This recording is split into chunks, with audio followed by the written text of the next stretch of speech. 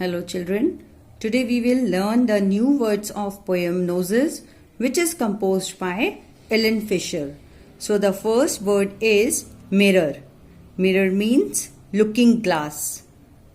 Second word is funniest, means that makes you smile or laugh. Third word is breathing, to inhale and exhale air. Fourth word is sticking, to fix something. Fifth, giggle, to laugh in a silly way.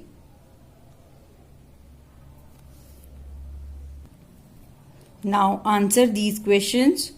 Question number 1. Why does the poet feel that the nose is a funny thing?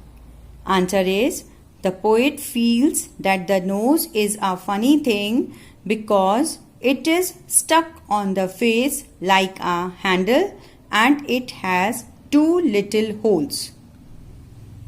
Now another question is, why is a nose important for you? Answer is, nose is important for us because the 2 little holes in it help us in breathing.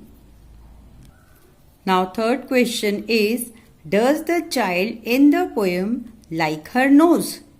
Why do you think so? Answer is, yes, the child likes her nose. She considers it to be a funny thing which sticks out just like a handle.